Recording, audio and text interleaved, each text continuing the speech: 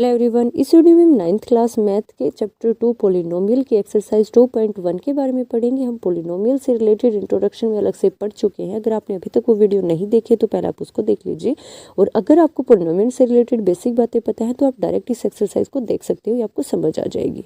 First question देखिए, which of the following expression are polynomial in one variable and which are not. हमें ये बताना है कि कौन सा पॉलिनोमियल ऐसा है जिसके अंदर सिंगल वेरिएबल है और किसके अंदर ज़्यादा है। देखिए वेरिएबल हमें पता है X Y Z A B C, ये सारे क्या होते हैं, वेरिएबल होते हैं जिनकी वैल्यू चेंज हो सकती है। हम इनकी जगह कुछ भी रख सकते हैं। तो अब हमारे पास जो फर्स्ट ऑप्शन है उसके अंदर 4x² माइनस 3x प्लस 7 है। अब यहाँ सिंगल वेरिएबल ही तो है, एक ही वेरिएबल है, x है। अगर x के साथ कुछ और होता है जैसे Y Z A B C T P Q R, कुछ भी ऐसा अलग होता एक्स के अलावा तो ये वेरिएबल नहीं होता। अभी इसके अंदर वन वेरिएबल ही है। सेकंड ऑप्शन में y² प्लस √2, यहाँ भी सिर्फ y है, y के अलावा कोई और वेरिएबल नहीं है। अब हम थर्ड ऑप्शन देखते हैं। इसको देखते ही बच्चे को एकदम से लगेगा कि इसके अंदर तो एक ही वेरिएबल है, सिर्फ t, और वो बता देगा कि हाँ ये पॉलिनोमियल है और वन वेरिएबल का है, जबकि ये पॉलिनोमियल ही नहीं है। हम इंट्रोडक्शन में पॉलिनोमियल के बारे में अच्छे से पढ़ चुके हैं। पॉलिनोमियल के अंदर कभी भी वेरिएबल की पावर 1/2 1/3 यानी √, क्यूब रूट इस तरह से नहीं हो सकती, और ना ही माइनस के अंदर हो सकती। अगर हमारे पास किसी भी एग्जाम्पल के अंदर किसी भी ऑप्शन के अंदर x की पावर -2 है तो वो पॉलिनोमियल नहीं होगा, या फिर x की पावर 1/2 है तो वो भी पॉलिनोमियल नहीं होगा। तो वन वेरिएबल तो हम बाद में देखेंगे, पहले हम पॉलिनोमियल देखेंगे कि है या नहीं। तो ये पॉलिनोमियल ही नहीं है क्योंकि इसकी पावर √, के अंदर है, मतलब t की पावर 1/2, तो ना ही माइनस के अंदर होती है और ना ही 1/2 एक्सपोनेंशियल के अंदर होती है। उसकी पावर हमेशा कंप्लीट मिलेगी, जैसे 1 2 3 4 ऐसे मिलेगी। फिर फोर्थ ऑप्शन के अंदर है y + 2y। अब ये y तो बिल्कुल ठीक है, कोई दिक्कत नहीं है, और वेरिएबल भी यहाँ एक ही है, y है दोनों जगह। लेकिन यहाँ पे जब नीचे ऐसे होता है ना, तो जब हम इसको ऊपर ले जाएंगे तो ये y की पावर -1 बन जाएगा। अब y की पावर -1 हो गया तो हमें पता है कि पॉलिनोमियल के अंदर पावर माइनस में होती नहीं, ना ही वो रूट अंडर क्यूब रूट में होती है और ना ही माइनस में होती है। तो इसलिए ये भी हमारे पास पॉलिनोमियल नहीं है। वन वेरिएबल बाद में चेक होगा, पहले हमें पॉलिनोमियल चेक करना होगा। अब देखिए फिफ्थ ऑप्शन, x की पावर 10 + y³ + 10 की पावर 50 है। अब यहाँ पे x y t, वैसे तो पावर के हिसाब से अगर हम देखें तो ये पॉलिनोमियल है, कोई दिक्कत नहीं है, लेकिन हमें तो वन वेरिएबल देखना है ना। तो वन वेरिएबल नहीं है क्योंकि हमारे पास यहाँ x y और t तीन वेरिएबल हैं। अब तो हम इसको हम पॉलिनोमियल ऑफ वन वेरिएबल नहीं कह सकते क्योंकि यहाँ पे एक से ज्यादा वेरिएबल्स हैं। सेकंड क्वेश्चन देखिए, right the coefficient of x² in each of the following. Coefficient क्या होता है, गुणांक जिसको हम हिंदी में बोलते हैं। ये होता है किसके साथ उसकी मल्टीप्लाई हुई है।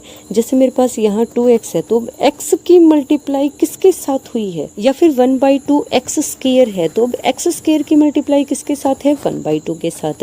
या फिर अगर मेरे पास यहाँ खाली x है, सिर्फ और सिर्फ x है सिंगल, तो उसकी मल्टीप्लाई किससे होगी। देखिए जिसके साथ कुछ नहीं होता ना, तो इसका मतलब उसके साथ 1 है, तो यहाँ पे x की जो मल्टीप्लाई हुई है वो 1 के साथ हुई है। तो इसमें स्पेशली x² का कोफिशिएंट क्या रखा है, तो हम सिर्फ x² का ही देखेंगे।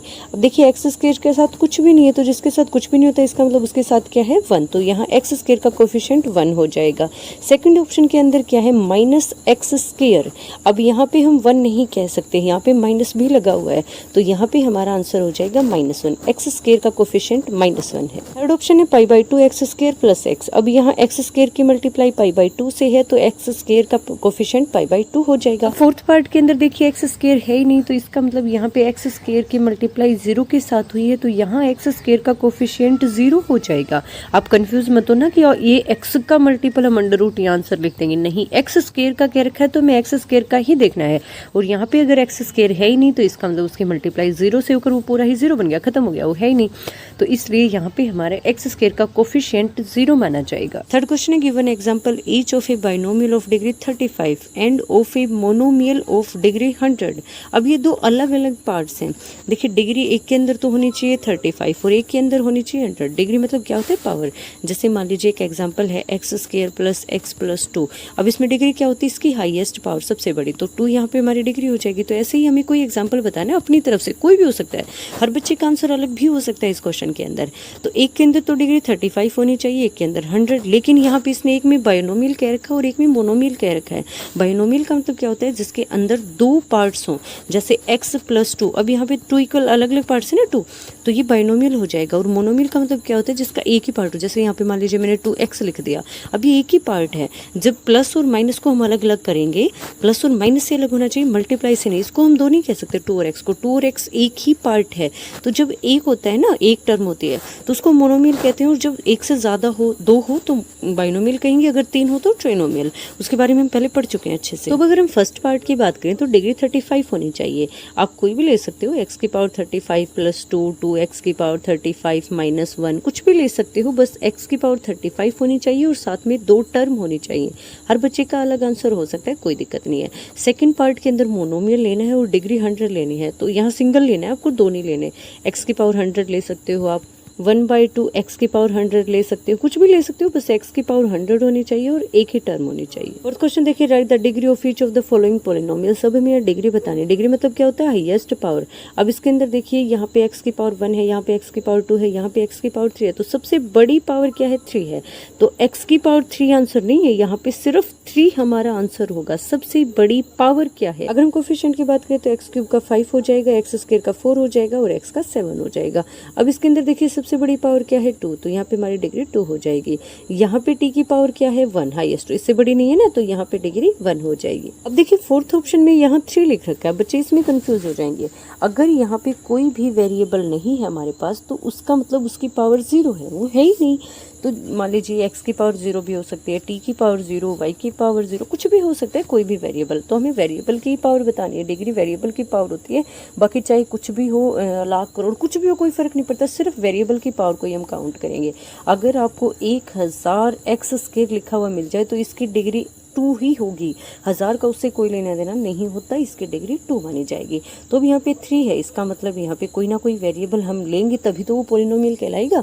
तो अब यहाँ पे जो भी वेरिएबल है ना, उसकी पावर 0 है और किसी की भी पावर 0 हमेशा 1 होती है। तो 3 × 1 मतलब अब इस तरह से हमारा आंसर 3 आ जाएगा। तो अब हम कह सकते हैं कि यहाँ जो भी वेरिएबल है उसकी पावर 0 हो जाएगी। तो इस तरह से इस पॉलिनोमियल की जो डिग्री है वो 0 बन जाएगी। Next question, classify the following as linear, quadric और क्यूबिक पॉलिनोमियल। अब हमें लीनियर, क्वाड्रिक और क्यूबिक के बारे में पता होना चाहिए। लीनियर क्या होती है, जिसकी पावर 1 हो, जिसकी डिग्री 1 हो, हाईएस्ट डिग्री। क्वाड्रिक क्या होती है, जिसकी हाईएस्ट डिग्री 2 हो, और क्यूबिक क्या होती है, जिसकी हाईएस्ट डिग्री 3 हो। तो अब हमें क्वेश्चन को देखते ही पता चल जाएगा। अब देखिए हमारे पास first option x square plus x. अब यहाँ पे एक्स स्क्वायर हाईएस्ट पावर है ना, वो 2 है, तो जब हाईएस्ट पावर 2 होगी तो वो क्या हो जाएगा, क्वाड्रिक पॉलिनोमियल हो जाएगा। अब सेकंड ऑप्शन के अंदर हाईएस्ट पावर हमारे पास एक्स क्यूब की है, मतलब 3 पावर हाईएस्ट है, तो ये क्या हो जाएगा, क्यूबिक पॉलिनोमियल।